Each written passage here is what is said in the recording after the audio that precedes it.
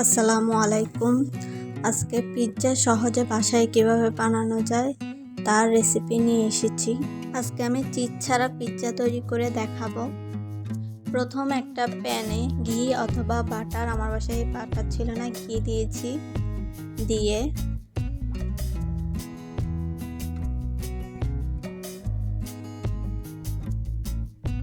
ঘিয়ের মধ্যে 2 চামচ কর্নফ্লাওয়ার দিয়ে ভালোভাবে নেড়ে চেড়ে নিতে হবে। কর্নফ্লাওয়ারটা যখন সম্পূর্ণ ঘিয়ের সাথে মিক্স হয়ে যাবে, এর মধ্যে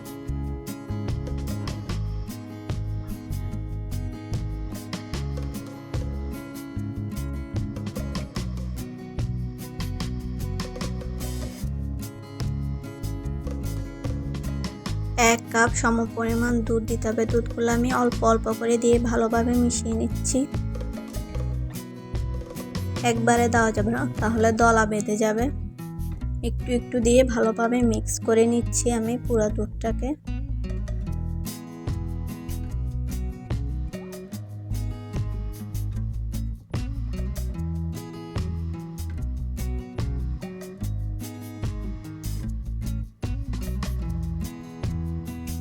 সম্পূর্ণ দুধটুকু দেওয়ার পরে দুধটা ভালোভাবে মিশিয়ে ভালোভাবে জাল করে নিচ্ছি গাঢ় হওয়া পর্যন্ত।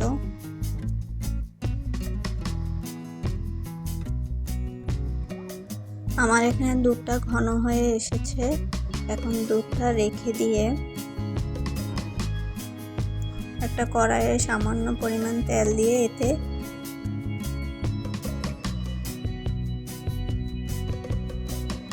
চিকেন ভেজে নিচ্ছি। আমি আজকে চিকেন পিৎজা বানাবো, ওটা প্রথমে বলতে মনে নেই। চিকেন পিৎজা বানাচ্ছি, তাও চিজ ছাড়া। চিকেনগুলো ভালোভাবে ভেজে নিব।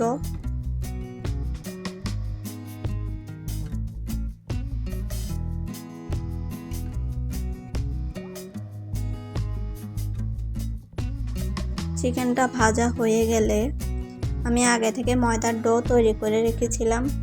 ময়দাটাকে ভালোভাবে মেখে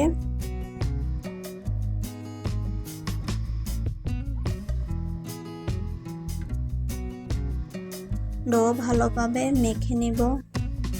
আমার এখানে 2টা পিৎজা সমপরিমাণ হয়েছে ডো। একটা ডো আমি ভালোভাবে বেলে নিচ্ছি।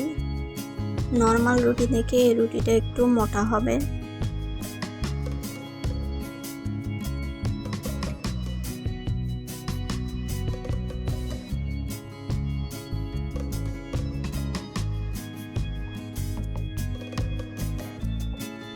আমি যেহেতু চুলায় বানাবো পিৎজাটা, তাই একটা প্যানের মধ্যে রুটিটা দিয়ে ভালোভাবে কাঁটা চামচ দিয়ে ছিদ্র ছিদ্র করে নিচ্ছি।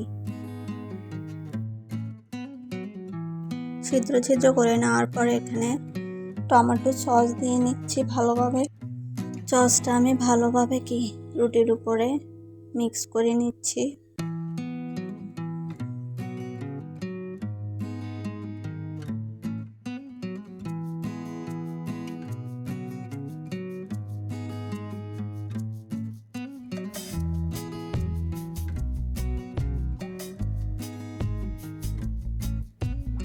তারপর আগে যে হোয়াইট সসটা আমি তৈরি করে রেখেছি এটা সম্পূর্ণটা দিয়ে দেব। আমার বাসায় একটু মেয়োনিজ ছিল, আমি হোয়াইট সসের সাথে একটু মেয়োনিজ মিক্স করে নিচ্ছি টেস্টটা একটু অন্যরকম আসার জন্য। আপনারা চাইলে এটা স্কিপ করতে পারেন, কিন্তু ভালোই লাগছে আমার থেকে খেতে এটা।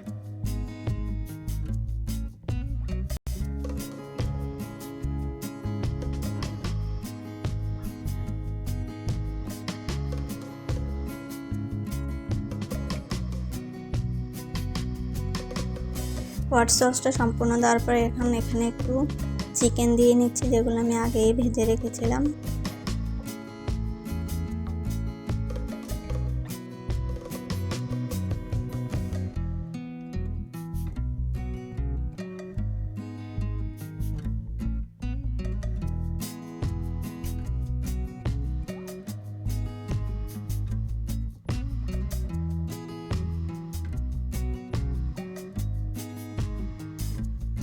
তারপর প্যান চুলার উপরে বসিয়ে দিয়েছি। তারপরে লো হিটে 8 মিনিটের মতন আমি এটা কি রান্না করে নিয়েছি।